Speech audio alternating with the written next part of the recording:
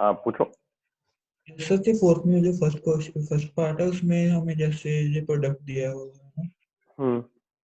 Next term, तो हम yes। इसको प्रोडक्ट ऑफ सम्स में निकालेंगे ना आंसर। नहीं, उसमें जैसे जिस फॉर्म में दिया हुआ है उसी में आप उसको निकालो। कुछ में इसमें कुछ भी मेंशन नहीं है। उसी में आएगा। लिखा हुआ है simplify the following Boolean function. तो ये जो है ना आपका, ये यस। प्रोडक्ट ऑफ सम दिया हुआ है। यस। तो आपका जो आंसर जो है वो प्रोडक्ट ऑफ सम में ही आना चाहिए। ओके। तो जहां जहां पर ये वैल्यूज दी हुई हैं वहीं वहीं पर आपने जीरो इंसर्ट करना है और फिर उनको मिनिमाइज ओके। करना।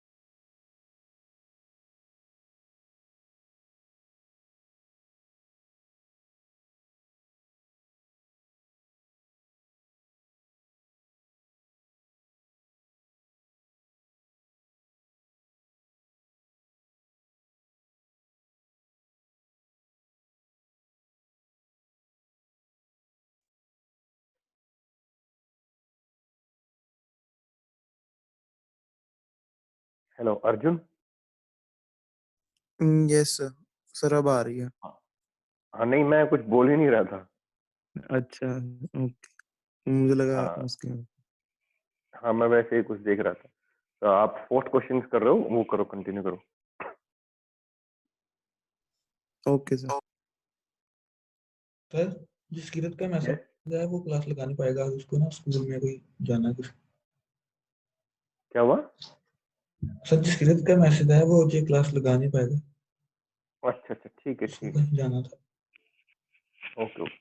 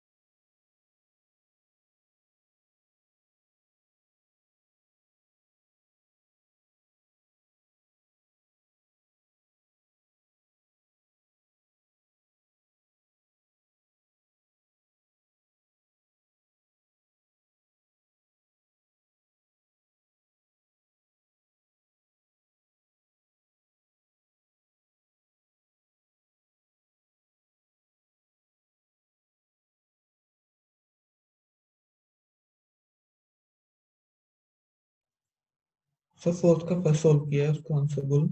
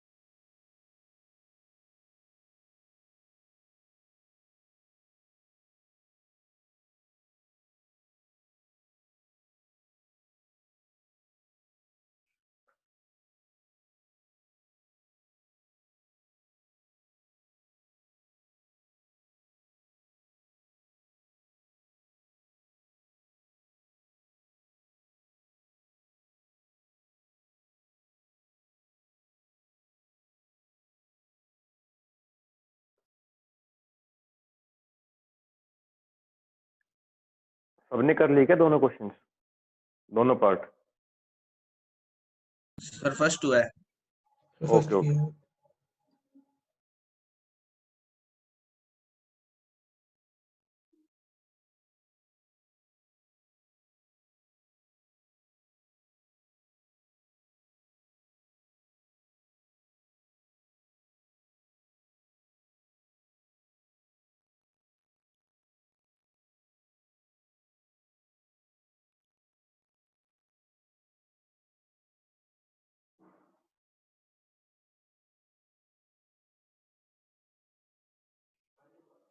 अब इसमें आपको ये कैसे पता चलेगा कि 3 वेरिएबल्स का है कि 4 वेरिएबल्स का है? यहाँ पे मेंशन नहीं है। ठीक है, तो आप इन वैल्यूज को देखिए, जो इसमें लार्जेस्ट वैल्यू है उसको देखिए और उसको कंसिडर करके सोचिए कि इसको रिप्रेजेंट करने के लिए एटलीस्ट कितने वेरिएबल्स चाहिए। ठीक है, अगर यहाँ पे ये दोनों वैल्यूज नहीं होती, सिर्फ 7 तक होता, तो हम ऑटोमेटिकली 3 वेरिएबल्स लेते। अभी 14 तक है तो 14 को कवर करने के लिए 4 वेरिएबल्स चाहिए।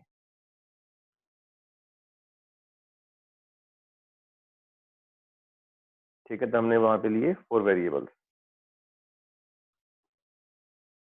अब आप नेक्स्ट स्टेप आएगा filling the entries in the K map.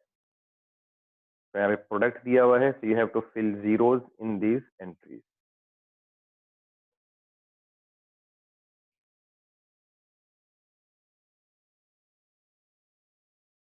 तो आपका है 0 4 5 6, दिस इज 0 4 5 6 7 10 14 7 10, ये गलत करा दिया ना यहाँ पे, ये दिस इज 14 एंड 14। अब इसमें आप Yes, पेयरिंग sir. करो, तो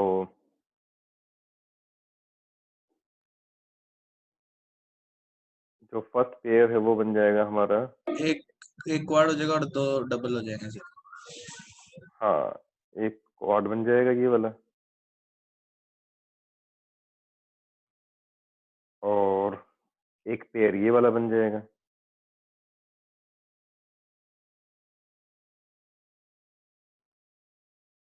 और एक पेयर ये बन जाएगा।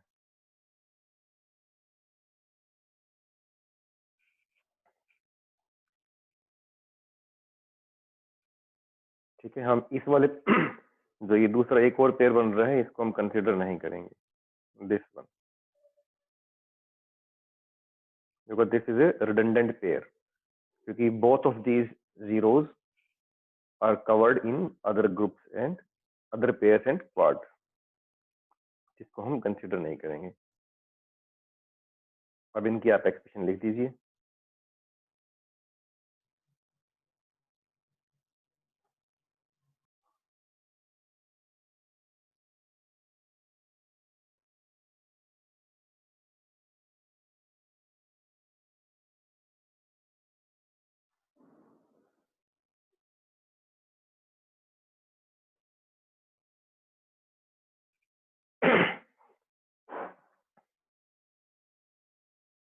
कुंवरप्रीत,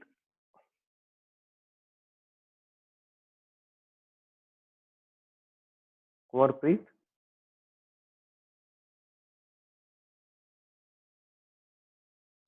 कहाँ गए भाई? Yes sir. इसका बताओ क्या आएगा क्वाड का?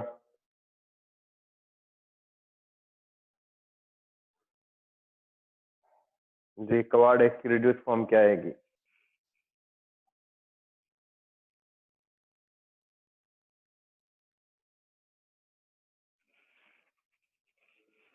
सोचो।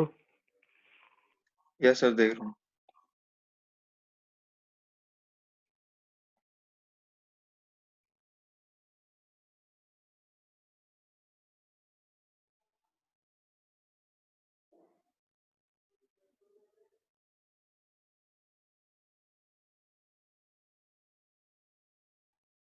परमेश्वर यस सर। कौन सा बताना है क्या सर? आएगा इसका? इसका इसका सर टोटल आंसर आ रहा है ए प्लस बी बार, फिर उसके बाद है A bar plus C bar plus D, फिर उसके बाद है sir C plus D plus A. इसका क्या आएगा ये बताओ पहले, क्वाड का। का आएगा सर ए प्लस बी बार। कौरप्रीत ठीक बता रहा है ये?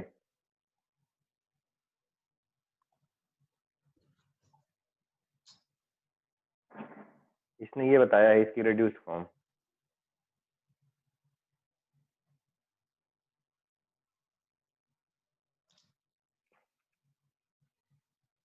ठीक लग रहा है सर।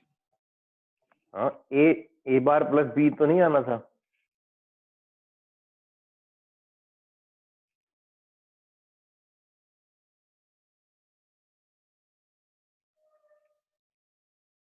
हाँ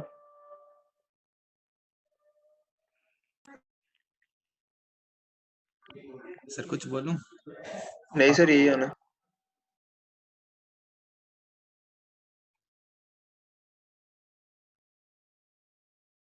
तो फिर इसका ये आएगा।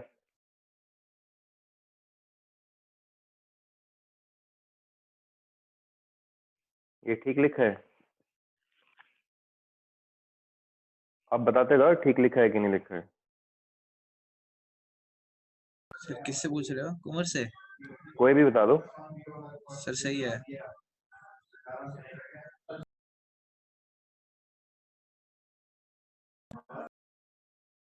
ये भी ठीक है। Yes sir. ठीक है तो फिर सर इसी उसका तो तरीके ए से प्लस आप बार ही आएगा, उसका ए प्लस बी बार आएगा फॉर वाले का। ठीक ठीक है ठीक है ठीक है। तो इसमें 0 को हमने सिंपल लिखना है और 1 को बार से रिप्रेजेंट करना है। ठीक है। और सेकंड पार्ट कर लोगे इसका? जस्ट कर लिया। कर लिया, चलो ठीक है। तो आप आंसर अपने मैच कर लेना, क्रॉस वेरीफाई कर लेना। अब हम ये वाली टूट शीट आपकी, हाँ बोलो। अर्जुन का मैसेज आया, वो कह रहा है कनेक्टिविटी इशू है, तो वो बात थोड़ा ज्वाइन करता है, एक बार ठीक हो जाता ओके ओके ओके। तो मैं क्या कह रहा था, हाँ फिर नेक्स्ट टूट शीट स्टार्ट करते हैं। इसको मैं क्लियर कर रहा हूँ।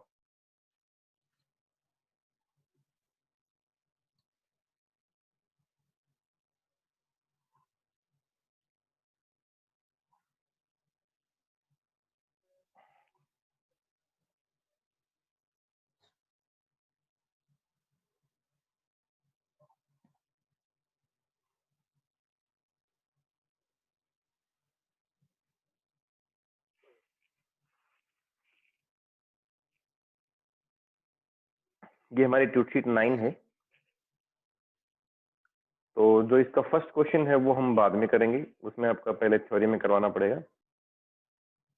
अभी हम सेकंड क्वेश्चन देखते हैं। Design A combinational circuit with 3 inputs x, y and z and 3 outputs a, b and c. When the binary input is 0, 1, 2 or 3, the binary output is 1 greater than the input. And when the binary input is 4, 5, 6 or 7, the binary output is 2 less than the input. तो पहले तो आप ये बताइए, question आपको समझ में आया? स्टेटमेंट इस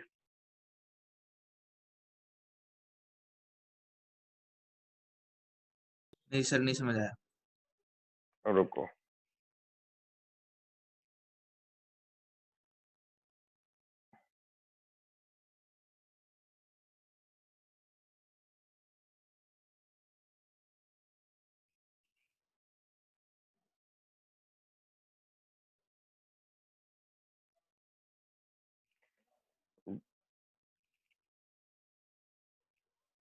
ये हमारी स्टेटमेंट है। इसमें आपके 3 इनपुट्स हैं, ठीक है, एक्स, वाई एंड जेड। पहले हम 3 इनपुट्स लिख लेते हैं यहाँ पे, X, Y and Z. Then there are 3 outputs and outputs are A, B and C. ठीक है। तो इस तरह के क्वेश्चन में आप क्या करो, पहले इनपुट के जो भी आपके कॉम्बिनेशन बनते हैं वो लिख लो एक बार।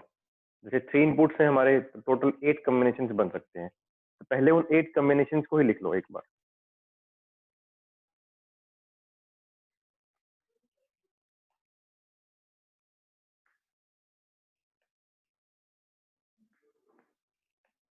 ठीक है। नेक्स्ट बन जाएंगे हमारे 1 0 0 1 0 1 1 1 0 एंड 1 1 1। ठीक है। टोटल 8 कॉम्बिनेशन बनेंगे। Now the question is saying that when the input binary input is 0 1 2 और 3। ठीक है। तो 0 1 2 और 3 means for these particular combination the binary output is 1 greater than the input. ठीक है। तो इनका decimal equivalent it should be 1 greater than the particular input combination. So that means if input combination is becoming 0, then output combination should give you the decimal equivalent 1. अगर वो 3 है तो output आना चाहिए 4. Are you getting it? Yes sir. ठीक है, तो इस पे आप क्या आउटपुट आने चाहिए? 1. इस पे आप क्या आउटपुट आने चाहिए? 3. तो उसके हिसाब से अब इनके बाइनरी कोड आप इसमें लिख सकते हो। कॉम्बिनेशनल सर्किट मतलब गेट वाला सर्किट बनाना है। हाँ, तो उसके लिए पहले आपको लॉजिकल एक्सप्रेशन निकालनी पड़ेगी उसकी, तो उसके लिए पहले हमें ट्रुथ टेबल बनानी पड़ेगी। ठीक है, अब आप देखिए 0 0 0 पे हमारे आउटपुट क्या आने चाहिए? 0 0 1, 1 greater than the input value. ठीक उसी तरह जब इनपुट कॉम्बिनेशन 1 था तो आउटपुट आने चाहिए 2, और जब इनपुट कॉम्बिनेशन 2 था तो आउटपुट आने चाहिए 3, और जब 3 है तो आउटपुट आने चाहिए 4। ये तो हो गया हमारा first half of the combination. Then it is saying that when the binary input is 4, 5, 6 or 7, then output should be 2 less than the input. So for these remaining, the output should be 2 less than the input decimal equivalent. तो इनके लिए हमारा फिर different logic लगेगा truth table में, और उसी logic के हिसाब से आप यहाँ पे वैल्यू लिख सकते हो। तो यहाँ पे डेसिमल इक्विवेलेंट 4 है, तो it should be 2 less than input, तो आपका आंसर आ जाएगा 2 0 1 0।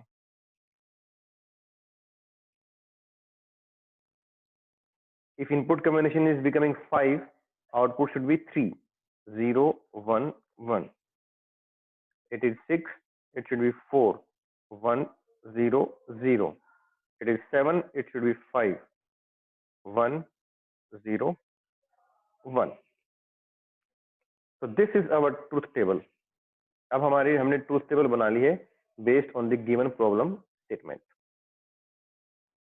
इसमें किसी को कुछ डाउट लग रहा है तो वो भी बताओ मुझे।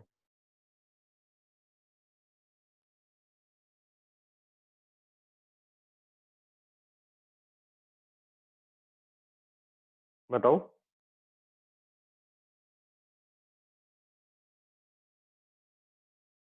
नहीं सर, ठीक। ठीक है, अब आपको बनाना है इनकी logical expressions.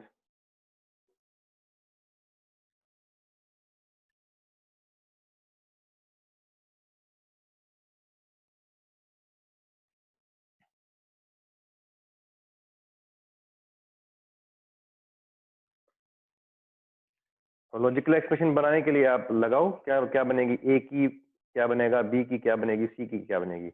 There are 3 outputs, there will be 3 क्या बोलते हैं हम उनको, एक्सप्रेशंस।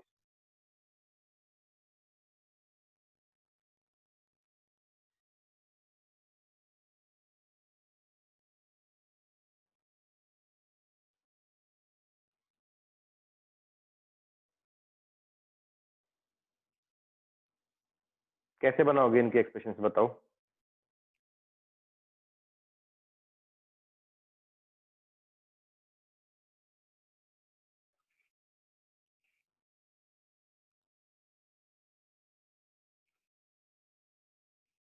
Anyone, any idea?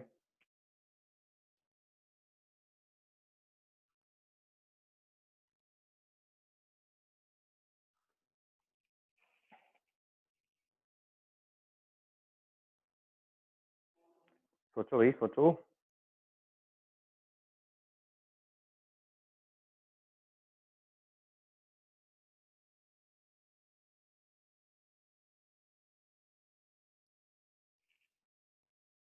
चलो पहले हम ए की एक्सप्रेशन ड्राइव करने की कोशिश करते हैं।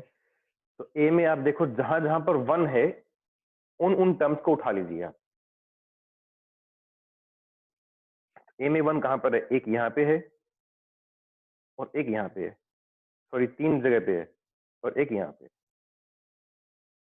तो इन तीनों मीन टर्म्स को सम की फॉर्म में लिख दो, आपकी ए की एक्सप्रेशन बन जाएगी। तो अगर अब मैं ए की एक्सप्रेशन यहाँ पे लिखना चाहूँ तो I can write that A is equal to, this is 0 1 1, so x dash y z plus then for this one input combination is x y z dash, x y z dash plus x y z. This will be the expression for E. Similarly for B, we can write B में आपका 1 कहाँ पे हो रहा है, एक यहाँ पे है, जब इनपुट कॉम्बिनेशन है 0 0 1, तो उसके लिए आपका आ जाएगा x dash y dash z plus second one है यहाँ पे 0 1 0, so this will become x dash y z dash. Then it is for 1 0 0, so x y dash z dash plus, now it is 1 0 1, x y dash z. This is for B, and similarly we will write expression for C. Now this is the canonical form of the expression. इसमें आपके जितने भी mean terms थे हमने उसको as it is लिखा और उनका सम कर दिया, but this is not the reduced expression. ठीक है, so we have to design a combination circuit. तो आप क्या करना हो, आपको क्या करना है, तीनों जो आउटपुट है उनकी रिड्यूस्ड एक्सप्रेशन निकालना, and for that we will use the K map. ये मैंने आपको वैसे बताया है कि how to write expression from the truth table. ठीक है, अब इस क्वेश्चन में हम क्या करेंगे, जब ट्रुथ टेबल बना लेंगे उसके बाद वी विल ड्रॉ सी के map each for one input. ठीक है, तो अब आप पहले हम ड्रॉ करते हैं ए के लिए. ए की एक्सप्रेशन निकालो आप. वेरिएबल्स आपके 3 हैं, तो 3 वेरिएबल के मैप बनेगा.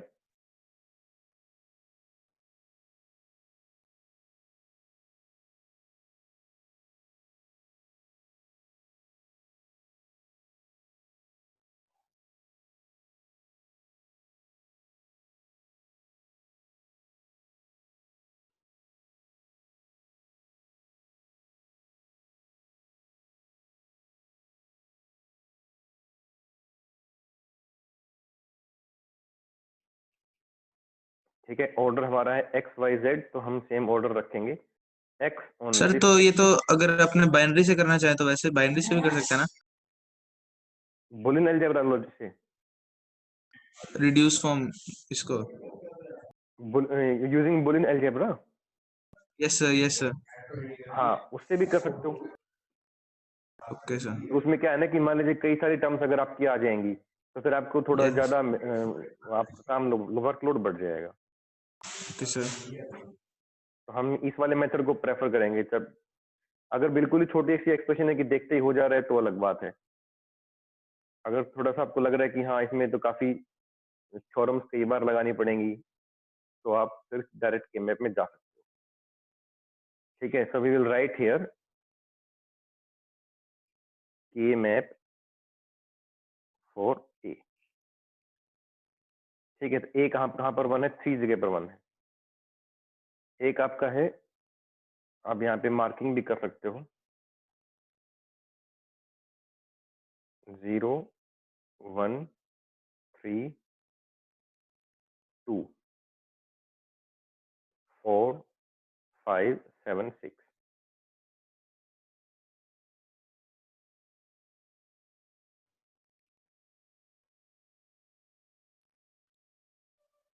ठीक है, तो आप डायरेक्टली इसमें भी अपनी कन्वीनियंस के लिए यहाँ पे लिख सकते हो ए इज इक्वल टू कौन कौन सी मीन टर्म उसमें है. तो this is A is equal to 1 here for M3 M6 and M7. M3 plus M6 plus M7. तो 3 6 और 7 पे आपकी जो है वो एंट्रीज इसमें 1 हो जाएंगी. अब ठीक है, तो मैंने एक एंट्री 3 पे 1 की, एक 7 पे और एक 6 पे. अब इनकी पेयरिंग करो,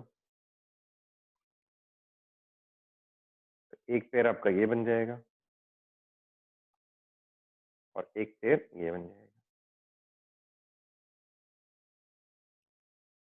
इसकी एक्सप्रेशन बताइए क्या आएगी यहाँ पे.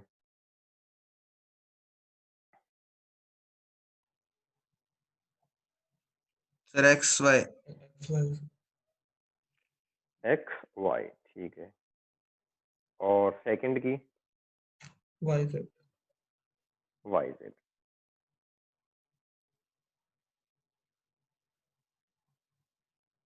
ठीक है, तो हम यहाँ पे फिर इसी के नीचे लिख देंगे A is equal to X Y plus Y Z. Sir जो हमने पहले ए लिखा उसको रहने भी दें अगर। ये वाला, यस।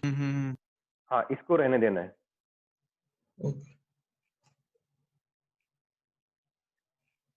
ठीक है, ये तो बेसिकली आपकी यही लिखी हुई है जो मैंने यहाँ पे M3 plus M6 plus M7 है, बेसिकली वही यहाँ पे ओपन कर दिए हैं। यस। ठीक है, तो इसकी मदद से आप जो है वो आपको ये पता लग जाएगा एंट्रीज कहाँ करनी है। तो M3 M6 M7 से आप एंट्री की, उसको रिड्यूस किया, ए बन गया। सिमिलरली आपने एक और सर्किट बनाना है, के मैप बनाना है to drive the reduced expression for B and same for C. तो आप बी और सी के लिए मुझे एक्सप्रेशन बता दीजिए सॉल्व करके। ए का मैंने यहाँ पे लिख दिया है, बी और सी का और बताओ।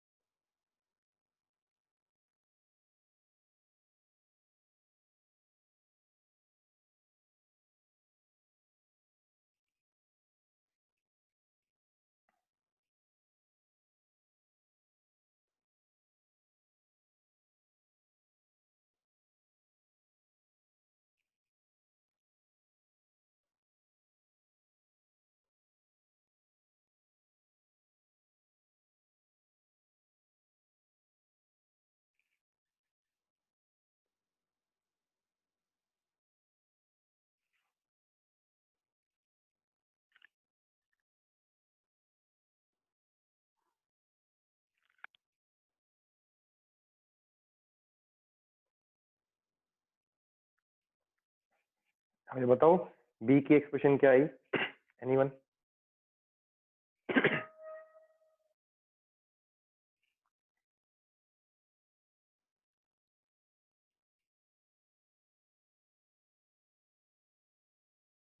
सर एक्स वाई डैश एक second. b is equal to X Y dash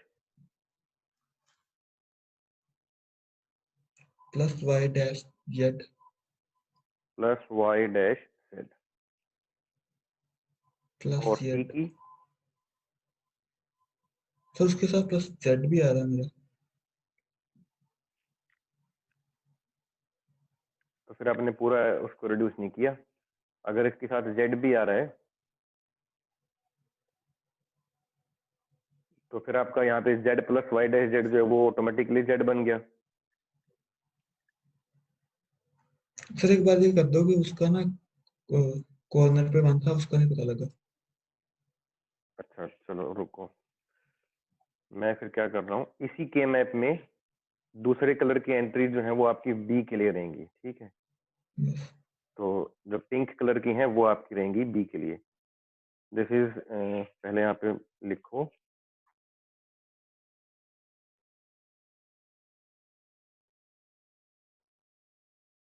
B में कौन कौन सी मीन टर्म आपकी बन रही हैं। So this is 1 2 4 and 5, m1 plus m2 plus m4 plus m5। ठीक है, तो मुझे अब इन्हीं एंड वैल्यूज के ऊपर एंट्री करनी है।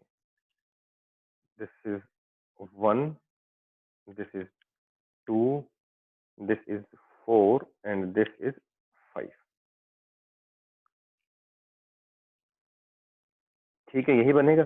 तो इसमें अब आपके जो ग्रुप्स बनेंगे,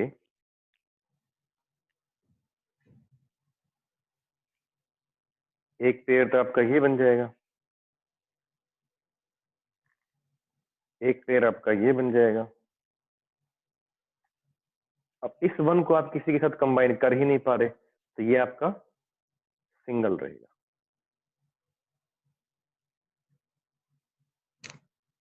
ओके सर, तो इसका ठीक फिर है, आ जाएगा वो। ठीक। हाँ तो अब बताओ फिर हमारा क्या बन जाएगा। सर एक्स वाई डैश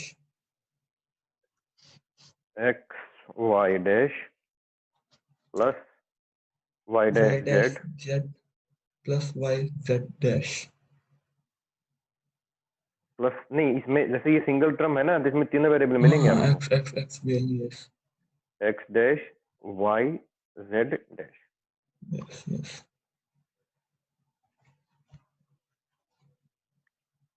ठीक है, तो ये मैंने ए के लिए आपको सर्किट बनाया हुआ है। अब आप ये देख लीजिए कि इनमें से कोई टर्म इसके अंदर रिक्वायर्ड है कि नहीं।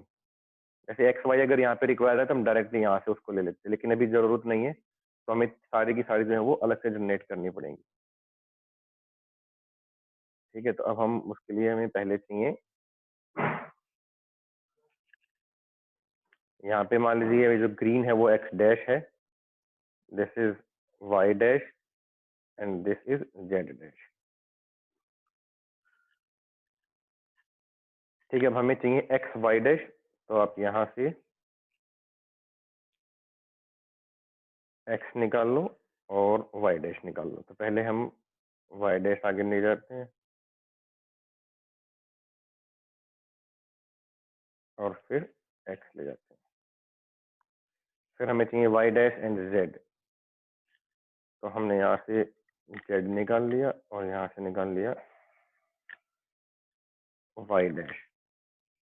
और थर्ड टर्म में है X dash Y Z dash, Z dash Y X dash.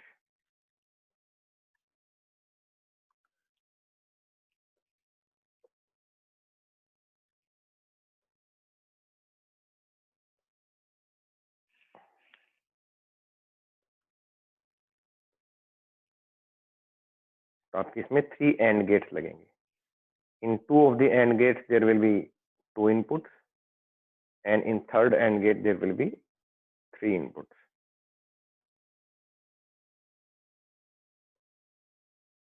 और फिर तीनों की अब आपकी जो आउटपुट है वो एक OR गेट में जाएगी, and there you will get output B.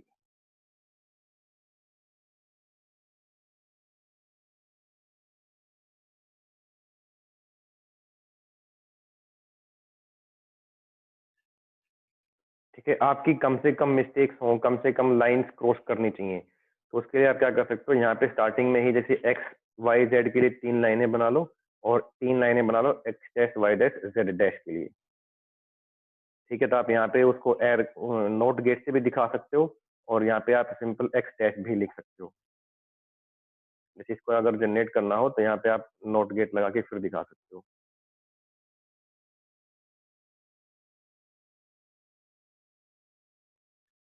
तो ये आपका x डैश हो गया, इसी तरीके से y dash and z dash.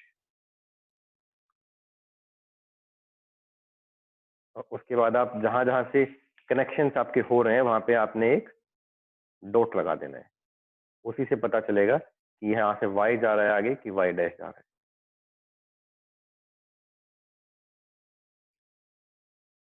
ठीक है, तो यहाँ पे y डैश है, यहाँ पे x y था, यहाँ पे हमने x y बना दिया,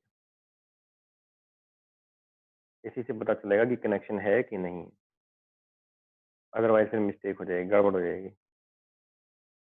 सर अगर अलग अलग पेंसिल यूज करें फिर तो थोड़ा कम कंफ्यूजन होता है ना, नहीं, कलर अलग यूज करें तब भी कई बार ना हमसे मिस्टेक हो जाती है। हमें अब ये लाइन जैसे कि आगे क्रॉस करके जा रही है, अब हम कई बार इसको भूल जाते हैं यहाँ पे और पता लगे कि ये यहाँ से ही कनेक्ट है, और अलग अलग कलर पेंसिल क्यों यूज करना है, एक ही से करो, कोई दिक्कत नहीं,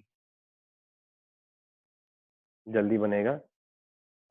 एक ही से करो, जहाँ पे कनेक्शन करने हैं वहां पे सर्कल बना दिया, डॉट कर दिया, उसको कनेक्ट कर दिया। ठीक है, इसी तरीके से तीसरा बनाओ, वहां से आपकी आउटपुट यहाँ पे आ जाएगी, उसमें भी आपकी जो है कुछ एंड गेट्स लगेंगे स्टार्टिंग में और फिर आगे और गेट्स लगेंगे, एक और गेट लगेगा और वहां से आपकी आउटपुट आ जाएगी सी। तो इसमें क्या है ना कि सर्किट को देखने में ही पता चल जाएगा कि हम सम ऑफ प्रोडक्ट की फॉर्म में इसको कर रहे हैं, क्योंकि पहले आप प्रोडक्ट करवा रहे हो, बाद में उनका सम। तो सर्किट बनाने के बाद भी आप एक बार फटाफट चेक कर सकते हो कि मैंने सही कनेक्शन किए हैं कि नहीं।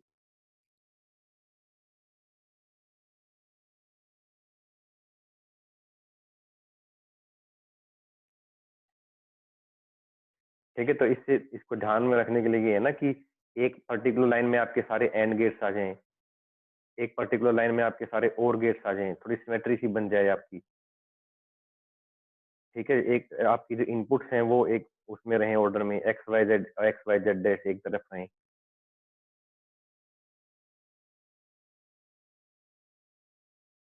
ठीक है, कई बार हम एक्स वाई जेड को इधर ले लेते हैं, एक्स वाई और जेड, फिर वहां से कनेक्शन लेके जाते हैं, तो गलती तो उसमें भी नहीं होती है, लेकिन उसमें लाइन की क्रॉसिंग आपस में ज्यादा होती है, तो वो फिर टीचर को भी या फिर कोई और भी देखेगा उस सर्किट को तो उसको भी देखने में थोड़ा अजीब लगता है। इस तरह से क्या है कि वो बिल्कुल सब कुछ साफ साफ क्लियर दिख जाता है।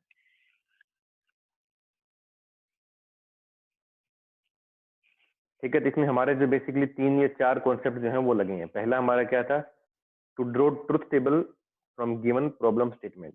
आप स्टेटमेंट को अच्छे से पढ़ो, उसको समझो और उसके बाद उसकी ट्रुथ टेबल बनाओ। ठीक है, 3 इनपुट वेरिएबल हैं, तो पहले आप 3 इनपुट वेरिएबल से इनपुट साइड बना लीजिए। उसके बाद आउटपुट के ऊपर वो जो भी लॉजिक बता रहा है वो लॉजिक लगा के आप उसकी हर पर्टिकुलर कॉम्बिनेशन के लिए आउटपुट लिख लीजिए। Then you have to draw the K map for each of the input. ठीक है, के मैप में आपको ये ध्यान रखना है कि एक में ही सारे नहीं बनाने, अलग अलग बनाने। एक के मैप से एक ही वेरिएबल की आउटपुट आपकी आएगी, अदरवाइज आपकी मिक्सअप हो जाएंगे किसकी कौन सी एंट्रीज है। ठीक है, write down the reduced expression for all the given output variables and then make the combinational circuit. So how to draw truth table from a given statement, then how to draw k-map from the given statement, and then how to make combinational circuit from given expression. ये तीनों concept आपकी इस एक question में आ गए हैं। इनमें से किसी भी स्टेप पे आपको कोई भी डाउट लग रहा है तो आप अभी पूछिए।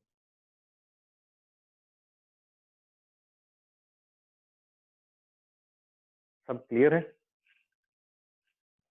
Yes sir. ठीक है, तो I am stop sharing this, और जैसे ही स्टॉप शेयरिंग करूंगा ये आपका सब क्लियर हो जाएगा। आप किसी को कुछ देखना हो तो भी देख सकते हो एक बार।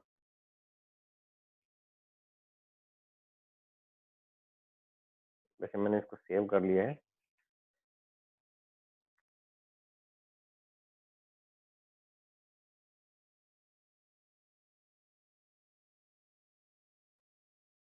ठीक है, अब इस तरीके के आपकी जो इसमें क्वेश्चंस हैं, हर क्वेश्चन में आपके दो अलग अलग कॉन्सेप्ट्स हैं। जो जो कर सकते हो आपने वो करने हैं, बाकी मैं जब थ्योरी में हो जाएंगे, जब क्लास में हो जाएंगे तब करवाऊँ। जैसे आपका थर्ड क्वेश्चन अभी नहीं करना, फोर्थ क्वेश्चन का हाफ पार्ट कर लेना है। ठीक है, implementation with NAND gates only को छोड़ दो, बाकी जो है वो पूरा क्वेश्चन आपने करना। ओके। ठीक है, इसी तरीके से ये नीचे वाला है, इम्प्लीमेंटेशन यूजिंग नोर गेट्स ओनली छोड़ देना है, बाकी जो भी वो कह रहा है वो आपने कंप्लीट करना है। इसमें एसओपी में पूछ रहा है, इसमें पीओएस में पूछ रहा है। ठीक है, ऐसे ही क्वेश्चन नंबर जो 5 है वो आपका कल की क्लास में डिस्कस हो जाएंगी ये वाली चीजें। उसके बाद आपने क्वेश्चन नंबर 5 जो है वो भी कंप्लीट करना है, एक्सेप्ट दी बी पार्ट।